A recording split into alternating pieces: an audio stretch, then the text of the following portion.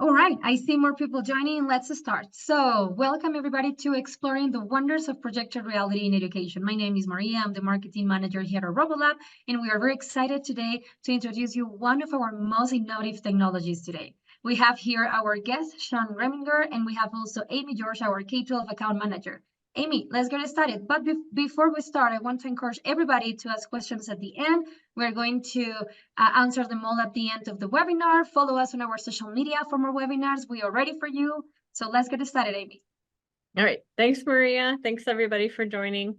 I just want to go through a little bit of what Robot Lab's about and introduce myself. I've been with Robot Lab for over 3 years now, specializing in K-12 schools in the US and globally.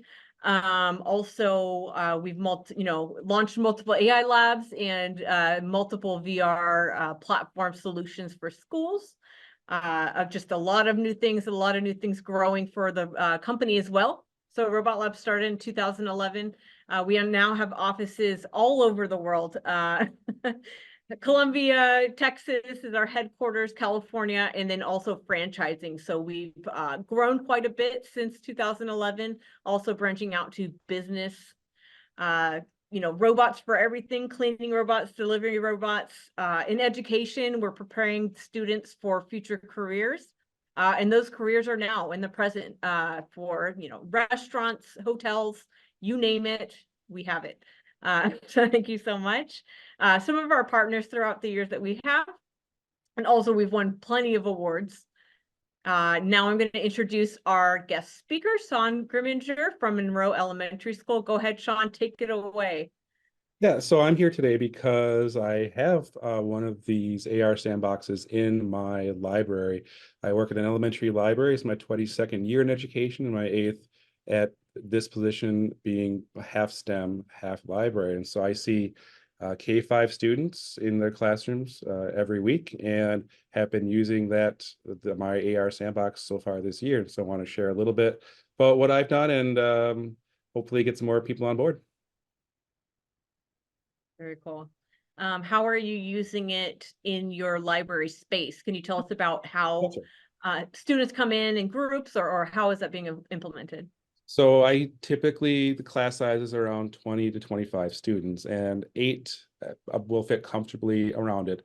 And so while there's another STEM activity that they're doing, I'll have groups of about 8 that'll come over and I'll do a themed activity. So if, I wanted to teach a little bit about the water cycle or how, where animals might be interacting around different water holes and things, that'll be the lesson. So I'll do a little introduction. I'll have the kids interact with the AR sandbox. We'll go probably about 6 or 7 minutes, and then I'll rotate through the next groups. Now that I've used it even so far this year a little further, I will now do it with my STEM clubs or before school groups where kids will be free to explore a little bit on their own. And they have kind of even found some features and some of the modes that I haven't used a lot with students. They'll explore and kind of even teach me a little bit about what some of the programs are offering. I like being able to go to the website that they have. There's some lessons that are available online. I use that kind of as a jumping off point to support the different lessons that I'll use. Very cool. What is your favorite? Oh, sorry, Amy. I wanted to ask you. Yeah. What is your favorite lesson or what is a favorite view that your students and you prefer when you're doing? They really like the volcano activity. Okay. Just, even having to make some of the volcanoes different sizes and shapes. And then of course seeing it explode and trying to figure out why some do and why some don't. Some of the interactions with water and like a spring and how water will flow downhill. And probably the best lesson that I've done so far is using that mode where the water comes up and having the kids actually make landforms. They're learning about different landforms in 2nd grade. So instead of just saying, well, this is what a valley looks like, and say, well, make me a valley or make me the coast and do those sorts of things. So that's been really powerful, that tactile learning. I think there's a lot of technology in schools these days. And so this is a perfect blend of using hands-on with the technology. And then what's the general age range? I know you have before school STEM, but you said different classes cycle throughout the day. So all students ages 5 through 11. So I kindergarten through 5th grade. So I'll use it with everybody, and I really don't have any restrictions on what they do. I mean, I'll do the same things. I have the same expectations. Some of the bigger kids, maybe I can't fit as many of them around it, but otherwise, it's been pretty successful so far this year. I look forward to using it again next week, actually, with the classes. What Very other good. teachers think about the technology, or parents? Have they ever had the opportunity to see it in action, or how does it work? So the teachers, they want to play too. Like so Nice. when there's like a smaller group, they'll come in and they'll kind of interact with it, and they're sparking some of those ideas. And so I've had that 2nd grade class saying, "Hey, this would work good for this unit going down the road. Can we have this as part of their lessons when they come in to see you?" I have not unveiled it to the community yet. Okay. Because I have to be there to manage it. I think I'd see a lot of sand all over the place. I just let them go free. So I am looking to do that going forward when I do have staff or families coming in, but that'll be the next phase. I want to get really comfortable with myself first. Yeah. That kind of leads me to a question I was thinking of. What are your best practices for, engaging with a small group? I mean, do you have any hard rules that you tell them beforehand, or how do you manage that? Right. So just like any classroom, you're setting your expectations and reminding. It's simple things like, I need to stay. I have little knee pads that I bought. So that kind of keeps them in a spot around it. Just some general reminders about moving the sand slowly. The sand I have is pretty fine. So if they're brushing it around, it does get up in the air a little bit. So I have a water spritzer, just water kind of moisten it a little bit. But, you know, I have a vacuum cleaner nearby, and so kids are actually enjoy vacuuming up the mess at the end of the day.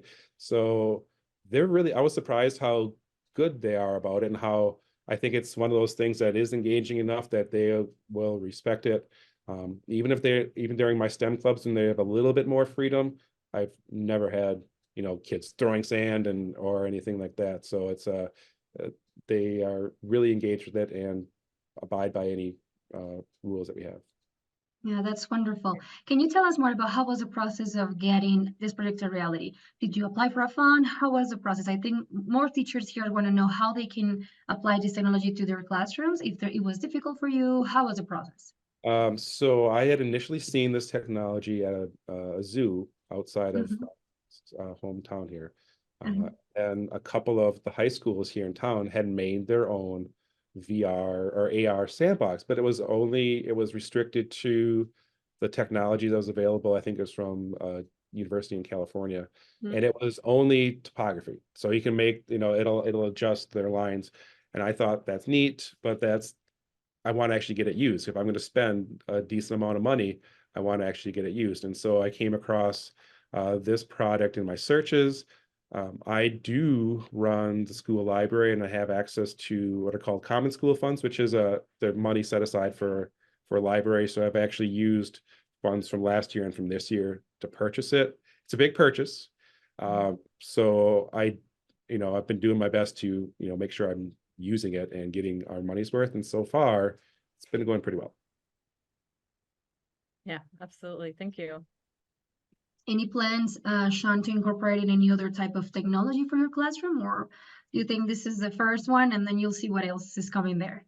My gosh, that's my job, is to incorporate technology into my lessons. So I have closets full of things. And I like that it's here and it catches the eye, and it's always kind of front of mind. And so I try to use it on a regular basis to really incorporate that. We do talk about AR, and do lessons on AR and like practical uses for it. And so this is a great example to have, as seeing as how kids are going to be exposed to more AR and VR going forward. This is how it can be used in education, not just for, fun. I mean, it And is I fun. wanted to ask you that, how do you see the students, like maybe like their interactions, they might be excited and everything, but have you ever heard one of the students or the kids saying something that it really make you feel really excited to have this technology there?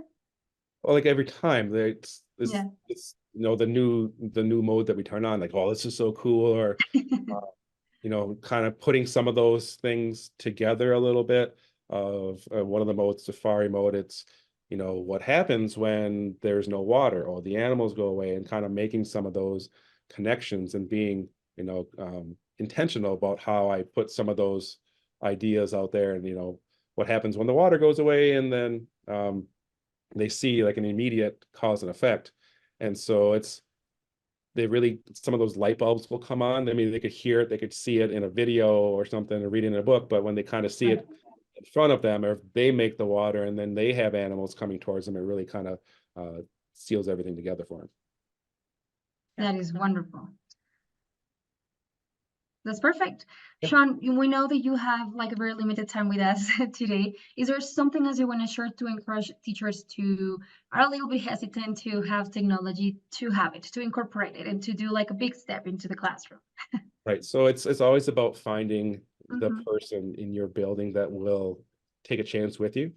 Well, for me, I had the support of some of my other district colleagues and my program manager, who said, yep, let's give this a try and kind of try it out for the district and see how it is. And you got to have that support. I know it is you know, with any technology, if you have the idea to do it and you want to do it, and if you can get your hands on it, try it, because once you have it, you're going to want to use it because you're excited about it. And if you're excited about it, then it'll be so much easier to incorporate into your lessons.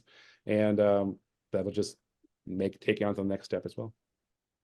Sean, thank you so much for sharing your amazing experience with this technology. And now, if you're watching, stay, because we're going to show you an actual demo of our technology. Sean, you're obviously more than welcome to stay if you want to, but I know you're busy if you want to leave. Thank you so much today for Thanks, your everybody. participation here. We really appreciate it. And if you have questions or anything about this, we're just one email away. You know that. Thank you so much. Bye now. Amy, Thank you, let's just Sean. start with the Bye-bye. demo and let's show this amazing technology. All right, I'm going to quickly pivot back to the PowerPoint, and then we will go on to the live demo. So just give me a moment. I wanted to just go into some of the modes that are available. So within the console itself, there are 26 modes. I'm just going to click through these pages quickly, and then we'll go into, you know, what that looks like, and also go into what the tablet looks like. So just basic modes, but there's also add-ons that are available as well. And just let me know if you have any more questions, but 26 modes it's quite a bit. We want to make sure that you are not left with one mode or 5 modes and you don't know what to do with them. You have plenty of games and different environments to use and play with. So thank you so much. Really quick, while I'm getting this together, let me stop and just make sure you follow us on social media if you can. I'm just Yes. going to keep that on there. Yes, please. X, Well, you're starting out the Instagram, demo. Yeah, LinkedIn, Facebook, please. Yeah. Robot Lab EDU. We are on all the platforms at this point, so please join us. We always have funny videos, great things to highlight and show. So thank you so much. All I'm right, going to let's quickly to the document camera. So one second. There we go. there you go. I want to show you what the tablet looks like. There's a controller here that you can use to change the activities from, but there's also a console on the device itself that you can change each mode. So you don't necessarily need the tablet, but it is useful. For the sake of this demo itself, we're going to do the Safari mode. So keep your eyes on the sandbox, which is below. I'm going to press the button here, and it's going to change into the Safari. So things are going to start happening. Water's going to start growing.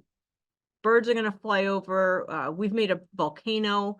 You see the flora and fauna starting to grow. And then once it grows a little bit more, we'll just interact with the sand. You can see sharks in the water, etc. While that's going, I'm going to show you the classroom.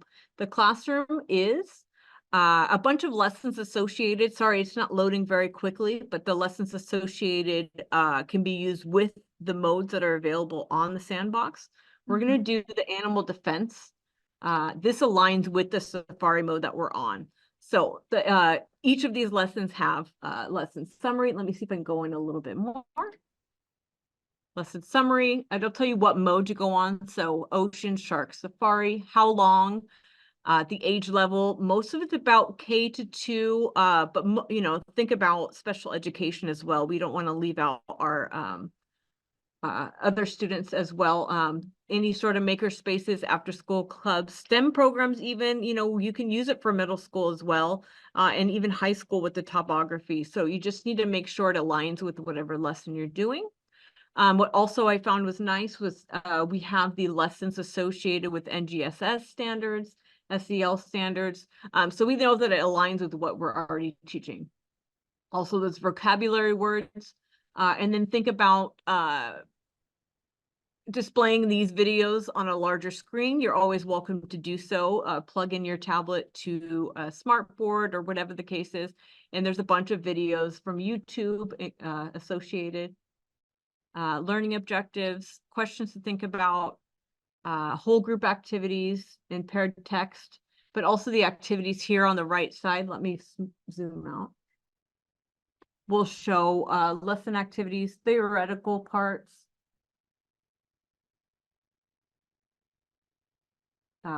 just a few lesson activities available. So you're not left with just the activity itself. You can actually do lessons as well. So you can use this however you want. I would say there's quite a bit within the portal. I don't have an exact number right now, but they all align with whatever modes are available. Let me also just pivot to show you how to interact with the sand and what happens. So in the Safari mode, what I thought was most interesting is, like Sean mentioned, you can flatten out, take the water source away and see what happens, you know, cause and effect. Exactly. So let's do that.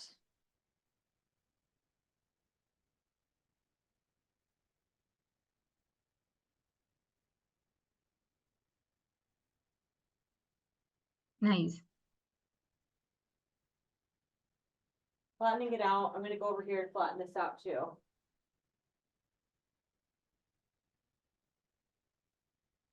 They're looking for water. You can keep the water for them. Eventually they will die, but you know, it is very interesting the way that it calibrates and the way that it does function with whatever the animal life is. So that's a quick demo of that. And then let's go back to the controller and we'll just look at some of the different activities. So water cycle topography, I think this could be used for older students. It'll measure the depth and the height of the water sources versus mountains. Different games. I think the battle is usually pretty popular. Coloring, there's landscape, another dimension, which is what we were on at first. Underwater. And then also, if you're doing space themed, you can do, I don't know, Cyclops and Dragons game. There's that water hydrology. We're talking about space. There's a space one here too with Mars. Different seasons. Let's say water cycle. Yeah, and I love how easy you can change it. Just with one click away, you can see the different modes, and it's so interactive. So I think this is wonderful. And it's also important to note, like I mentioned before, the console itself can be used, and you can change those modes straight from the device itself rather than using the tablet. But the tablet's also functional with the lessons associated. So when you do purchase it, you do get a login for the portal. You can create your own lessons, you know, but there's plenty of them on there to help you and guide you through the lesson process with your students.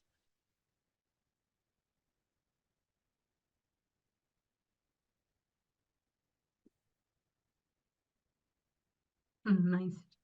We start now with the presentation again, and we can open it up to any questions. Yes, guys, if you have any question, we will be more than happy to answer it to you. If you have questions related to pricing on everything, you can contact Amy, George, to the email you can see on the screen. Don't forget to follow us on social media as well. We are always showcasing little products that we consider are very important for you and are going to change your classroom and obviously students' learning. Amy, somebody is saying, how long should it last, the curriculum or the lessons with the projected reality station? It looks like most of the lessons average about 45 minutes. Okay, Let's say in Sean's instance, he is rotating a small group of students throughout. So maybe you give them the 6 to 10 minutes playtime, cycle the small groups, have them do something else, and then get to the written lessons afterwards. There's always to extend the lessons or make it a question and answer or discussion based on what's going on. There's a lot of ways to extend it just as you want to. Amy, I think we can stop sharing the screen so they can see the sandbox while we are talking here. We have another question that he was sent privately, and he's asking, can I upload like my own videos to the projected reality, or how does it work? I might have to get back to you on that. I Okay. know that there are these 26 modes plus additional, and then there's also a lesson maker. So let me Okay. get back to you with that answer. If you want to email me, you can email me that question and I can ask our team what that looks like for creating visuals. John is asking if this can be used in a library. I think yes, that's exactly where Sean is using it, right? Right. And also for summer camps, I think we can use it for, summer camps, and is very flexible actually to use this technology. I think museums, special education classrooms, elementary schools.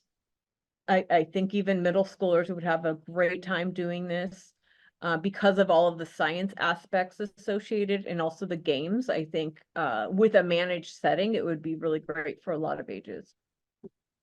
Wonderful. We're gonna give it 2 more minutes. I don't see more questions, but probably and one of the questions will be how easy is to assemble this big station, Amy? I would say it does take a level of understanding of constructing it. It does come with detailed instructions. But there's also the building part is not the hard part. The different part is they call it keystoning. So making sure the edges match the sandbox area and also calibrating the depth and the height sensors. So this does also come with an Xbox Connect 2, I believe, sensor for the depth. Otherwise, how would it be able to show water versus mountains and the volcano, it has to be able to show that. Wonderful. And I think another question is, can we use this for higher education, or is it more related to elementary, Amy? It depends on the research, I think. What are you doing in the higher education research platform? What are you researching? I think the topography could definitely work. Okay, perfect. I don't see any more questions here. We're just gonna give it like 1 more minute to see if somebody else have questions, but yes. Any other question that comes to your mind, Amy, when clients or customers are purchasing these projected reality station? I think it's also important to note the space around. So first of all, the space that you have allotted for this room, what does it look like? We don't have ours quite against the wall. You do need to have access to the back sometimes. Once you do install it, it is very difficult to move. It's probably over 600 pounds. So you want to make sure that you can access the back appropriately and also all of the sides. I think that if you are having 8 or so students, or let's say 4 larger individuals, you want to make sure there's room surrounding all of the levels. Also, the best practices, I think it would be to manage students, let them know, to play carefully with the sand, wash your hands before, dry them really well, wash them after, dry them really well, just to keep the sand clean. And then Sean actually mentioned that he sprayed a little bit of water just so it didn't dust. I didn't think about that, but that's a great, best practice for that. Awesome. We cannot see you though. We can see you still the platform, but I think we're just going to wrap it up because I don't see any more questions here. So Great. Awesome. That's wonderful. Thank you guys for joining us today. Obviously, thanks to Sean for this amazing use case. If you have any questions, please reach out to Amy, Don't forget to follow us on our social media. We're always posting about this amazing technology, how to implement it in the classroom. Until we'll see you next time on our next webinar. Thank you so much, guys, for joining. Have a wonderful rest of your day. Thank you. Bye, Amy. Bye, guys.